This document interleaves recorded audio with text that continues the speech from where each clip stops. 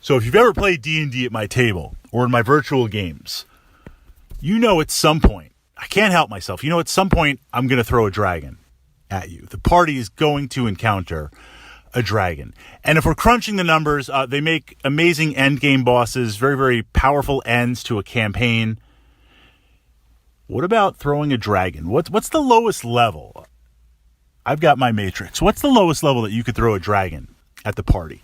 Now, one of the interesting things that we see out of character knowledge, this idea that if you've been playing D&D for a while, as a player, as a DM, you kind of know things. You look through the monster manual when the DM explains a certain monster, what it looks like, how it's acting, you kind of get an idea.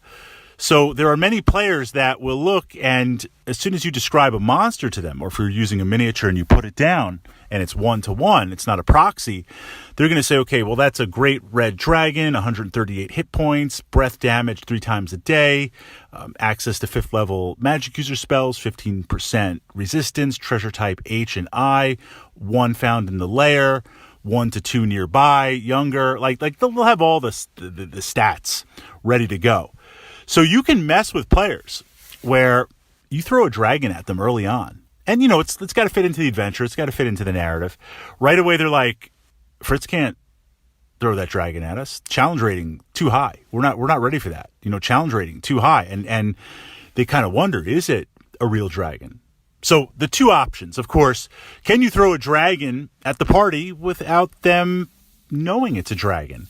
There's a lot of lizards and dinosaurs and other fantasy-based creatures that, if explained correctly and framed in the right situation, meaning it doesn't just quite show up, the farmers in the area, the merchants in the area, the traders, the druids, they kind of say there's this monster, it flies, it looks like a dragon, it's acting like a dragon, it might be something else.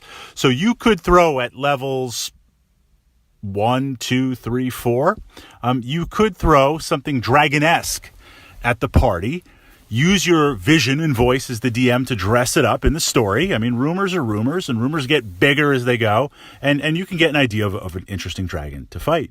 But if I was going to go absolute stats, if we're going to break it down to challenge rating, I think the earliest a party could fight a dragon, and the dragon type, a very young black dragon. And that's deadly, extremely deadly, played correctly in the hands of a DM.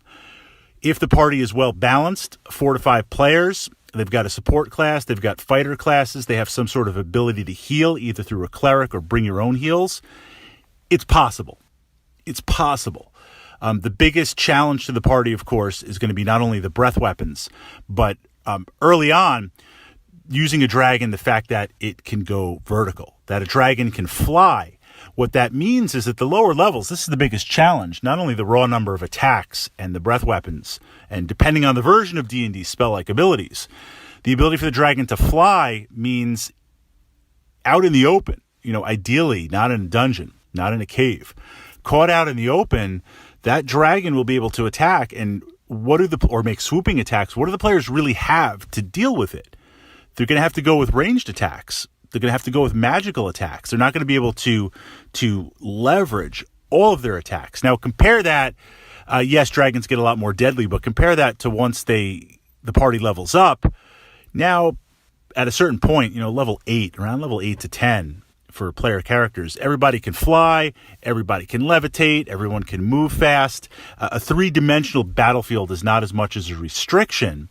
Yes, the dragon's gotten more powerful, but it's not as deadly at the lower levels. I've done it at level 3. That's been kind of a hardcore D&D run. The party was able to do it on 2 occasions. They paid a terrible price for it. There was party death. I don't know if I would advise that, but certainly getting the fun out of a dragon at the lower levels, look through the monster manual. There's a lot of other large lizards in the D section in addition to dragons.